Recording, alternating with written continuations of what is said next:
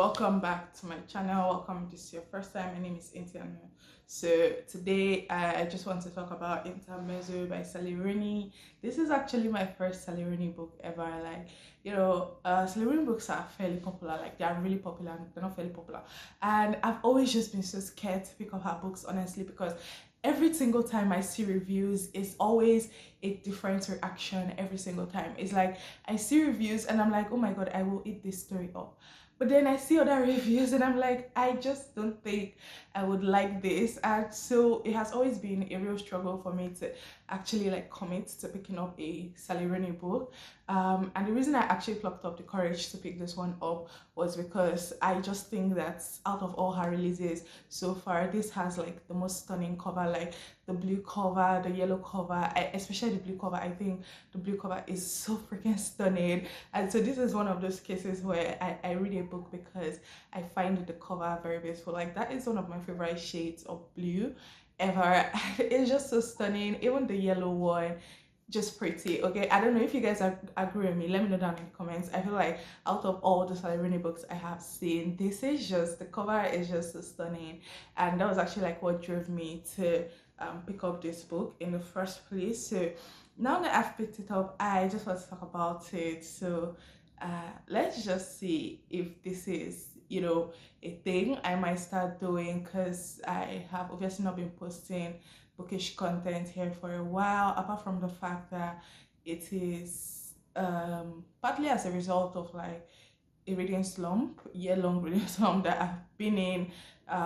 Also just the fact that there's just a lot of reasons why I've not been posting kind of like bookish content, and what fits with my schedule right now is just come, sit down and just talk about something once and then like edit it, if that makes any sense. So this might become a thing, like where I start posting more bookish content in this way, where I review books, right? Like actually sit down and review them type of thing, or just share my thoughts basically. And so if it's something you'd like to see more of, let me know. If there's anything you think you want to hear my opinions on, also feel free to suggest in the comments. And if you also like this video as well, don't forget to give this video a thumbs up to encourage me now that I'm back to making bookish content. Let's talk about INTERMEZZO by Sally Rooney. So I read the synopsis before going into this, like not really reading the synopsis, like I skimmed it.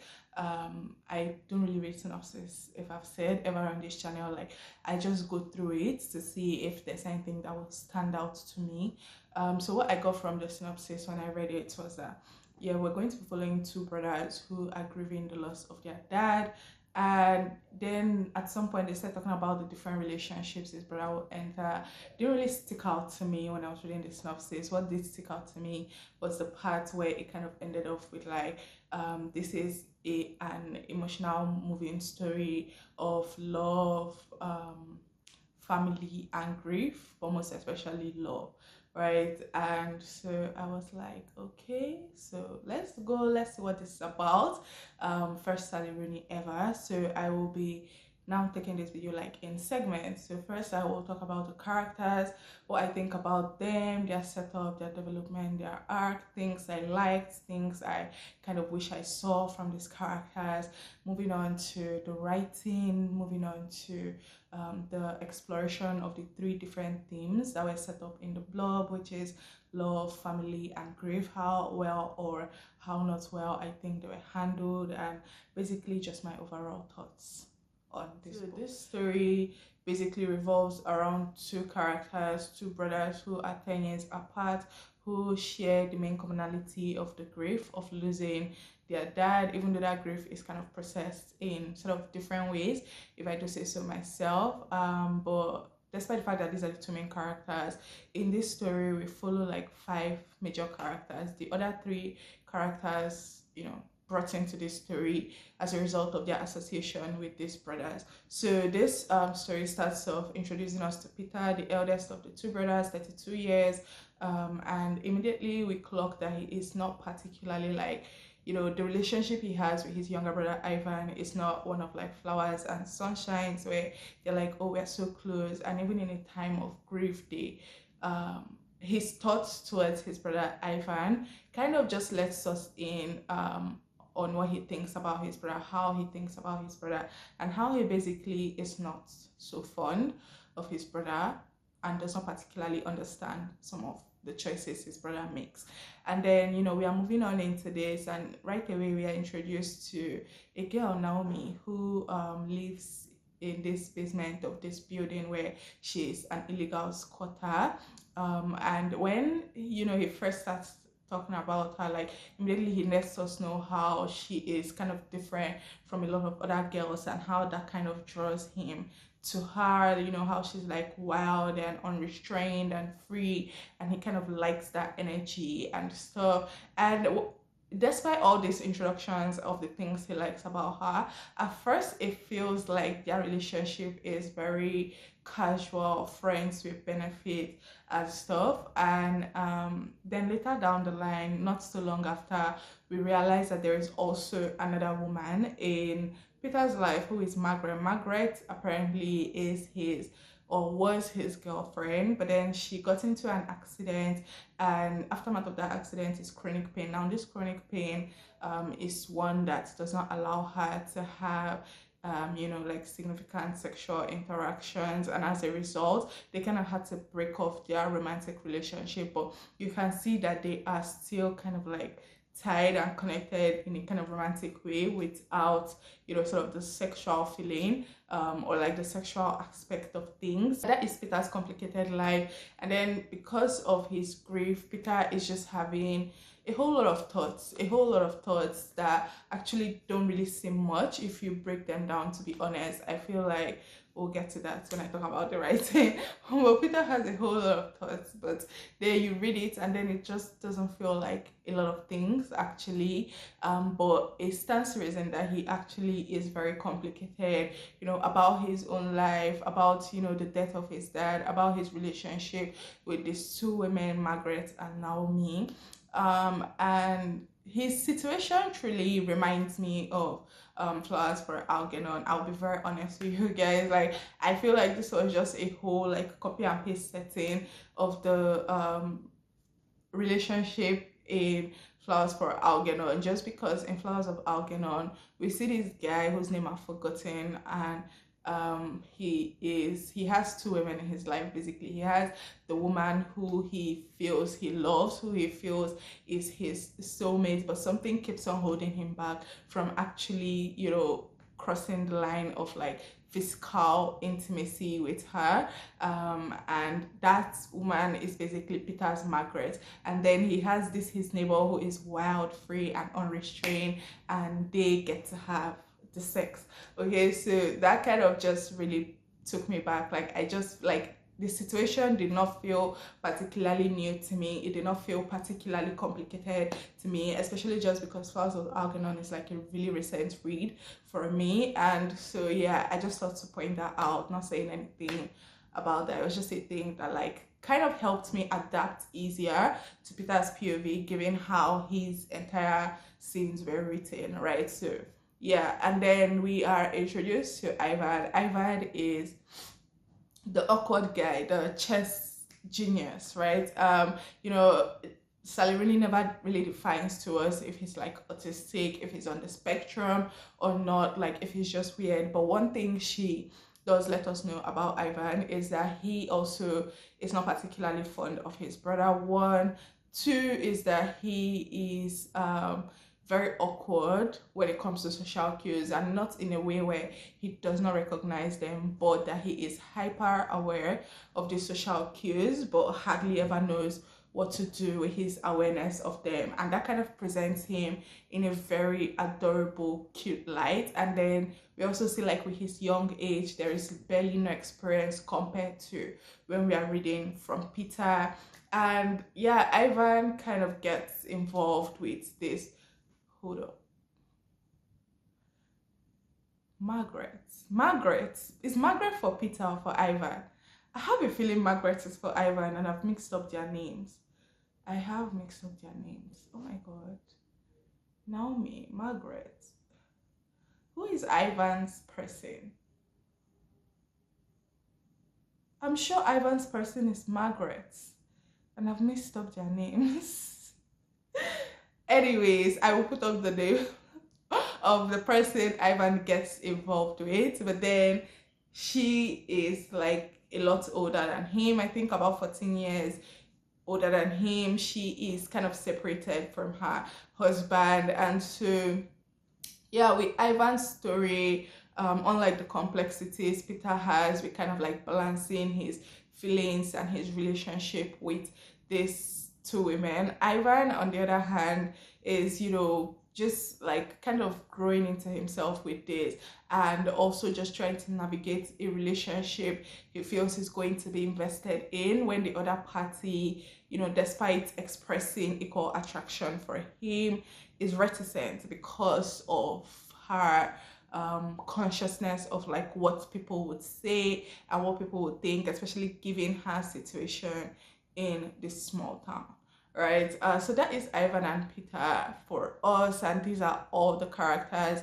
we basically follow through this story. And I just want to point out before I move to the writing part of things is that I feel like with the way things were written, it kind of is very easy to say that Peter and Ivan kind of are different people as brothers and that we follow different people. But I just will be honest to say that I think that the writing honestly is one of the only thing, like the way their POVs are written is one of the only thing that separates their characters, that makes difference in their characters. The other thing being the fact that I just feel like Ivan needs a few more years, and he and Peter will just be exactly alike.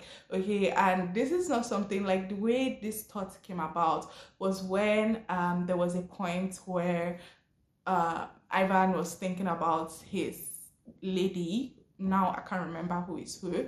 He was basically thinking about his lady, and he was thinking about how they kind of like, he and her kind of were like making fun of other men and stuff, and it just kind of took me back to when Peter was talking about Naomi, and he was talking about how all the guys at the club were looking at Naomi, but like she chose him, and they're just giving not like other men type of vibes where like other men are like kind of so attracted, but obviously they're the ones that get the woman. And I just found it so crazily similar. And then the more I kind of looked into it, the more I realized that literally all Ivan needs is a few more years and watch him catch up to being Peter. Okay, so even though he was like really cute and adorable, I just felt like they were practically the same person, right? The only difference is, to me anyways, how their POV was written, and also like the experience they have in terms of like life and all that. So moving on to the writing, because I don't think I've heard anybody talk about Sally Rooney without talking about her writing. Okay, I was not prepared. I mean, I kind of knew, because this starts off with Peter's POV, and Peter's POV is written very disjointedly with a lot of words that are just a lot. Like I said at some point in this review, it's like he doesn't need to be saying all this just to say one thing. I remember reading one entire longest paragraph, and in that paragraph alone we are having words like, you know, I've forgotten, social, ideological, logical, philosophical, like in one paragraph. And he's saying all these things, or rather thinking all these things in these very disjointed ways with all these big words, only just to say something really simple. And I was just so like, first of all, it took me off guard, yeah, because I didn't know what I was reading. Yeah, like I just opened the book, chapter 1, and this is what I'm introduced to. I was like, nothing prepared me for this. And at some point I was even like, can they start speaking to each other? Like, let's get out of this man's head, because I hear a lot of people complain when they complain about Sally Rooney's writing, like there are no quotation marks for like dialogue and stuff, and that it kind of puts them off. But I was like, I'm sorry, can they start talking? Let people speak to each other. Let's leave this man's head, because it was just kind of overwhelming, especially for a start of a book, honestly. And then the more you read, the more you realize that, I don't know, I just felt like it was over the top. Honestly, you know, it did not do what it felt like it wanted to do. There's a word I'm looking for. Not skillfully. There's something that I'm looking for. I can't find it. Anyways, but yeah, that was Peter, and it was just so like funny to me when I finally got into the groove of things. But then we get to Ivan is written more like, you know, more normally, not particularly normally, but more normally, and you know, so the whole confusing thing mainly just comes in Peter's part. I feel like that was kind of used to express more of his complexity to us. Like I said, you know, I feel like that's just one of the major things that really differentiates Ivan and Peter in my mind. But another thing I will say about this writing is that it is very introspective, but as introspective as it feels very performative to me, very performative to me. Okay, like I was thinking of titling this video thoughts on intermezzo from a reader that already knows the meaning of life, because these characters spend a lot of time in their head. I know when thoughts of grief come up, it's like as a result thoughts of life follow, and it just felt like it wasn't really passing across this message in a way that made me think, oh, word, or like, you know, in a way that made me think, oh, this is such an important thing, like, yeah, I knew this. So for example, when I was reading a book like Mrs. Death,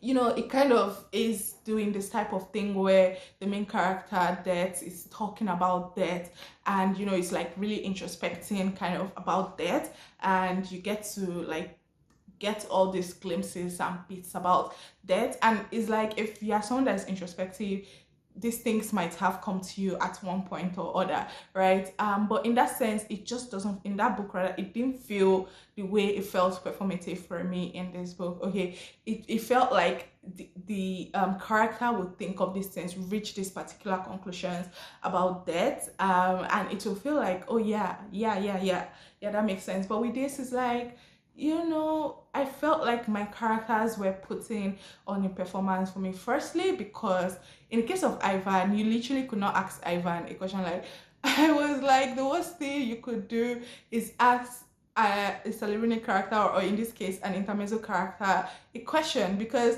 either you get their whole life story or you get a one-worded answer, but know that in their head they are giving you, you know, a whole life story with disjointed sentences at that for Peter. But like for Ivan, he will tell you his entire life story and everything just to conclude to some point about life. And then there are some points where it felt like really laughable to me, especially in Ivan's part when he thinks about life. So there was this entire scene where Ivan and his lady, who I think is actually Margaret and not Peter's lady, oh my god. But anyways, they are kind of getting it on for the first time, and he's like really worried, he's like nervous, and he's like, you know, rambling about how nervous he is out loud, and she tells him it's okay. And guess, oh my god, it was so hilarious. I had to drop my book down and laugh. I was like, Miss, be so for real right now. So he was, and she was like, oh, it's okay, it's fine to feel this way. And he's like, in his head, and he's like, it's okay, all of life, our ancestors, and something about life and our ancestors. And then the next sentences, and very easily he slides into her. And I'm like, this cannot be real. Like, it was so hilarious to me. At some point I was like, challenge for Ivan, have sex without thinking about life. He and his lady, okay, they're getting it on, and the next thing, one paragraph in there, they're like, oh, this is life, and I'm like, stop that, it's strange and it's very weird. And then also it just really felt a lot like a performance. Like, I remember noting down at some point that I don't want my characters to perform for me, especially because, you know, when you hear about Sally Rooney books, you hear that they're very character based, less plot based than anything, more about the characters and the plot. And that is my thing. If you've been on this channel for any period of time, that honestly is my thing. But I just remember noting down that I don't want it to feel like my characters are performing for me. Like, I want them to exist as they are, and I draw meaning from their existence, rather than being told what particular meaning I should be drawing from their existence. So this was an approach to the whole more character, less plot that I really love, that I found myself,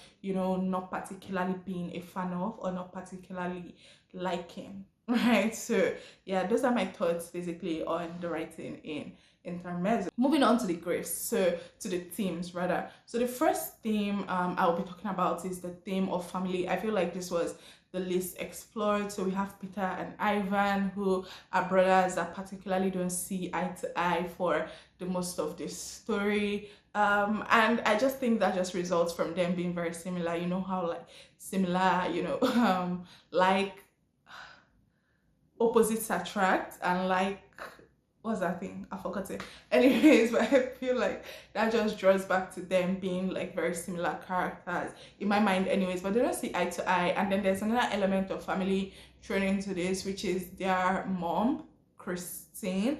I think that's her name. And yeah, she's just there. Christine, I cannot particularly tell if she is, a kind of bad person or a good person. Not that I'm saying that characters have to be black or white, good or bad. No, but like her character felt just a little bit inconsistent to me, where all their memories of her, Ivan and Peter, that is, are not anything to write home about. But then somehow in the present, somehow she is discomfort, especially to Peter, who did not particularly like her, who always ends up in a screaming match with her, according to Ivan. And what we know is that when they were little, all the past memories they have of her, none of them is particularly good. Even the situation with like Ivan's dog, where she's not nice, but then it just feels like towards the ending, just to drive home the whole sympathy part of things, she just becomes all of a sudden this woman that somehow understands her sons, and somehow is a comfort for them where they need it. And it's like, I kind of, I don't know, I don't particularly wish we got to know more about her, because I feel like there are other things I wish we got to know more that have more significance in terms of like the motivations for these characters and stuff like that.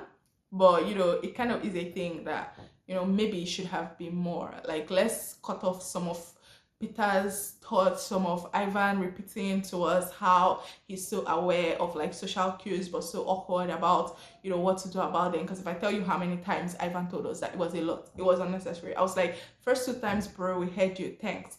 And so we could have cut down on some of that and like just giving us some of Christine, like why all of a sudden, right? Or has she always been like that and they just didn't understand? Anyways, so I just feel like the whole family aspect of thing, I feel like Sally really leaned into the easy exploration of family, where it's like, oh, they don't get along, but really it's not that they don't get along, it's just some misunderstanding and they just needed to tough it out, bro to bro. I just feel like it wasn't particularly that complicated, also wasn't really that exciting, if anything more annoying. Okay, so to me anyways, then to the grief part of things here, from Peter's perspective, from the beginning, his grief aspect is like very prominent, very it's like, yeah, he's grieving. So yeah, Peter is grieving.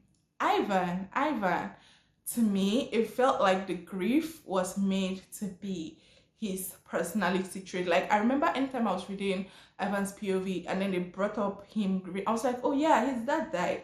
How did I forget that? Like, I kept on getting whiplash. It just felt like, how they're describing someone is like, oh, he's tall, he has blue eyes, he's dark hair, he's short, he's chubby. If it's Ivan, they're describing him, it's like, oh, he's tall, he's grieving.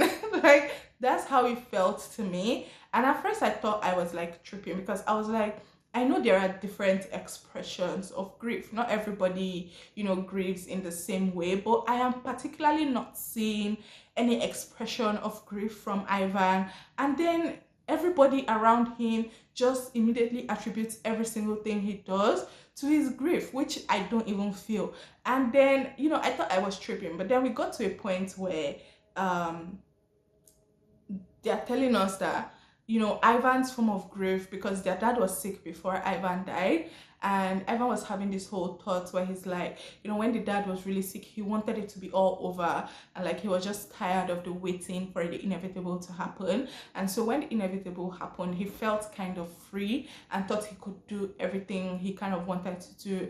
all the things that the waiting period kind of held him back from, which is how he entered the relationship, started pursuing chess more seriously and all. But now that he had done all those things, the grief came back to hit him. And I feel like that made a lot of sense, because it was like, I'm reading Ivan, I'm in his head 247. Grief what? Grief where? And then everybody's just like, oh, he's grieving. Oh, he's grieving. Like, oh, poor little Ivan, he's tall, he's grieving. Oh, poor little Ivan, he has braces, he's grieving. And I was just like, that was such a weird way to approach, like, I don't know, Ivan's grief. I don't know.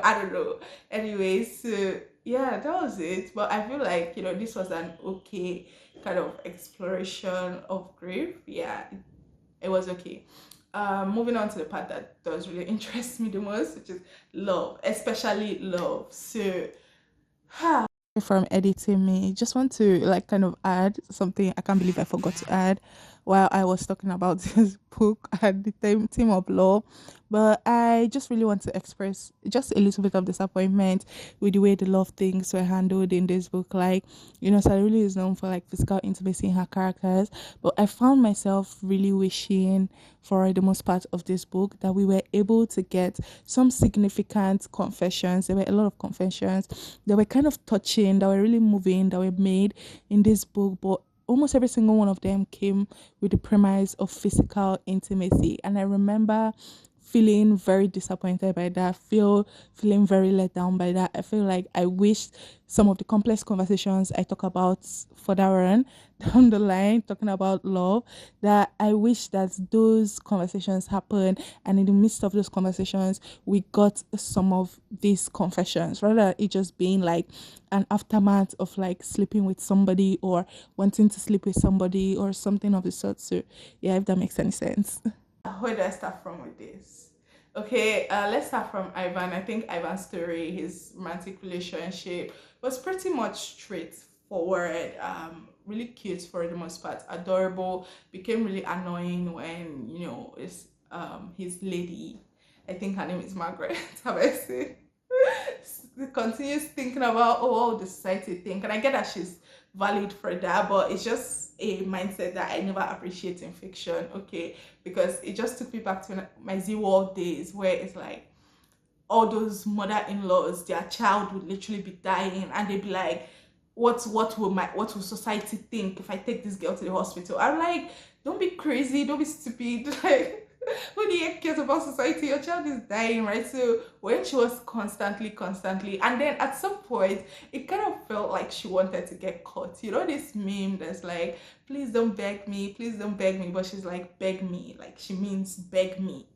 So every time Margaret was like, I won't talk about it so it won't bring up suspicion.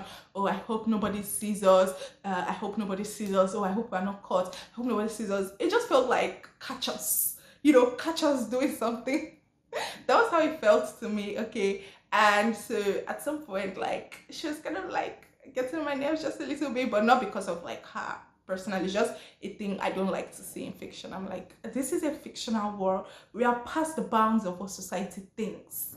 Okay. That's how I approach. So it's not particularly something I like to explore in like real life, in like fiction rather. So yeah, that was just that for me. So he's like pretty straightforward with his relationship, and yeah, he goes for what he wants. They're really cute most of the time when they're not thinking about life, when they're sleeping together, and when she's not hoping to be caught under the guise of hoping she's not caught. That makes any sense. Moving on to where things get more interesting is Peter, Naomi, and his other lady, who I'm not so sure is called Margaret. But anyways, so you know how Peter has the lady that is like, that was his girlfriend, that's like his soulmate. And first of all, let me just even talk about how Peter is such an annoying oh my god, Peter is such an annoying character. I hated the fact that we went through the entirety of this story without Peter taking any real form of accountability for his selfishness.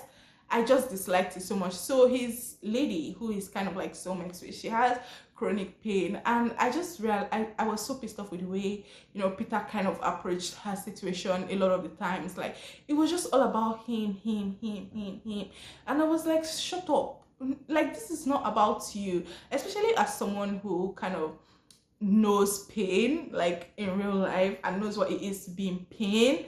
And this is like chronic for her. Like, mine comes in like short bursts. Okay, it doesn't, like, it happens for like a week, 2 weeks, almost a month, but then I'm fine for like the rest of the year. But hers is like continuous, and then she has like some really bad episodes kind of thing. And there was this particular scene I read. He came to her house, he found her on the floor, she could not get up, she could not move. He helps her tidy up, he helps her get into bed, eventually, you know, like gets her meds and all. And they're in bed, she's kind of feeling comforted, she's feeling better. And Peter is like, do you ever think about when we're together? I was like, this is not about, are you aware that, yeah, you're the main character of this story, but like, this is not about you at this point. Like, get off it. Get the freak off it. Okay, he made these two women life complicated for no reason. Like, the fact that they were so happy to just go along with him, but he just felt the need to continue doing this whole push and, like, I get that he had his issues. But I just wish that at some point, like, there was a point where his lady, the soulmate lady, not Naomi, was kind of calling him out. I feel like that was the most satisfied I felt reading this book. I was like, give it to him.